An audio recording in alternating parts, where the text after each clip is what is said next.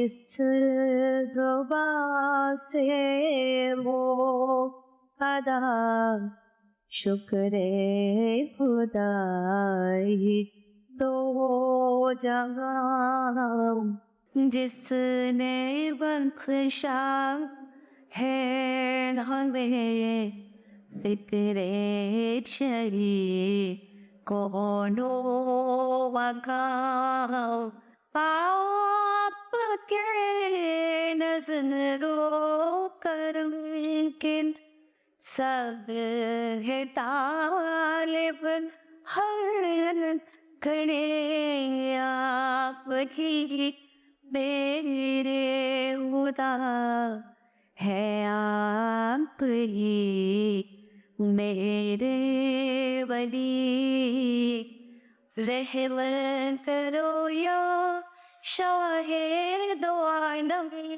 रहमत करो या शाहे दो आलम सल्लल्लाहु अलैहि वसल्लम सल्लल्लाहु अलैहि वसल्लम नामे मोहम्मद मुश्किल कुशा है ज़िक्रे मोहम्मद ज़िक्रे खुदा है जिस दर पे दामन है फैलाया हमने उस दर से दुनिया को सब कुछ मिला है उनसे है जारी फैज़े दो आलम उनसे है जारी फैज़े दो आलम सल्लल्लाहु अलैहि वसल्लम रहमत करो या शाहे दो आलम रहमत करो या शाहे दो आलम सल्लल्लाहु अलैहि वसल्लम सल्लल्लाहु अलैहि वसल्लम।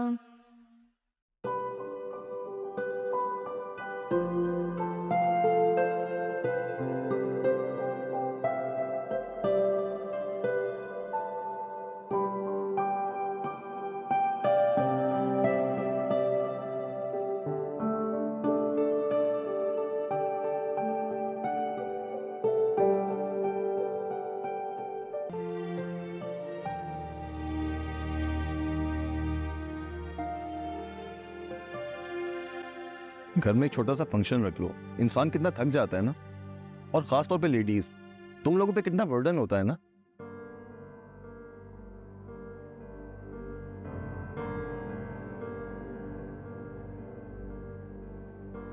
अरे ये सब क्या है? तुम मुझे साइलेंट ट्रीटमेंट क्यों दे रही हो? देखो, तुम जानती हो ना, मुझे ये सब बिल्कुल पसंद नहीं है। That's your problem. क्या मतलब that's my problem? देखो फरत, मैंने तुम्हें हमेशा कहा है, कोई भी बात हो, कोई भी परेशानी हो, मुझसे आके शेयर किया करो। ऐसे मुंह फुला के बैठने का क्या फायदा है? क्या फायदा है तुमसे बात करने का? तुमने कौन सा सच बोलना है? मैंने कौन सा झूठ बोला है? अपने जहन पर जरा जोर डाल।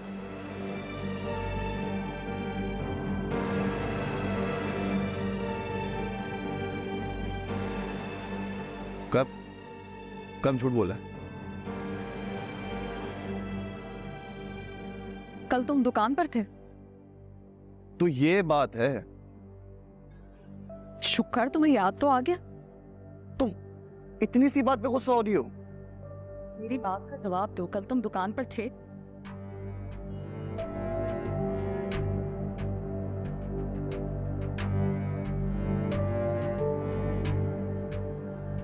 नहीं। लेकिन बस वासिफ, मुझे आगे तुमसे कोई बात नहीं करनी। क्या मतलब कोई बात नहीं करनी? मैं पूरे हफ्ते में एक दिन भी अपने दोस्तों के साथ बाहर नहीं जा सकता। तो मैंने तुम्हें कब मना किया है? लेकिन मुझसे झूठ बोलकर क्यों जा रहे हो?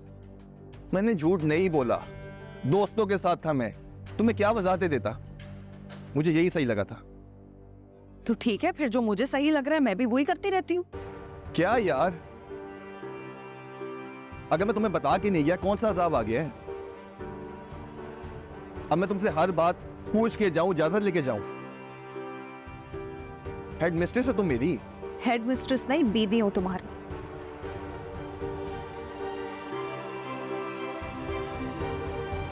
प्रेम बेटा, ये पैकेट तुम्हारा है?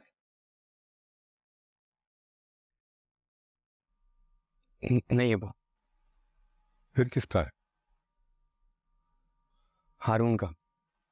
अच्छा, हारून का है, तो फिर मुझे हारून के घर जाना पड़ेगा और मोहल्ले के सारे वालिदैन को इकट्ठा करना पड़ेगा। ठीक है, मैं जाता हूँ मोहल्ले में। नहीं नहीं अब्बू, मेरा पैकेट है।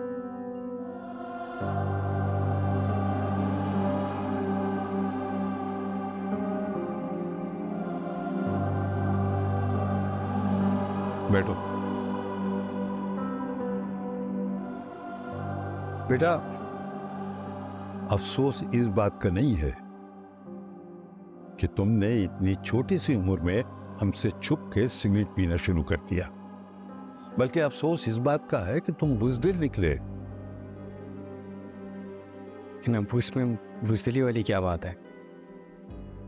हारून कहता है हम बहुत बहादुर है, गली के कोने पे खड़े होकर सिगरेट पीते हैं, रोज नया रिस्क लेते हैं हम। बुज़दिली तो बहुत है, ये सब काम हम क्यों करते हैं? सिगरेट, नशे और दीगर काम कभी सोचा है तुमने?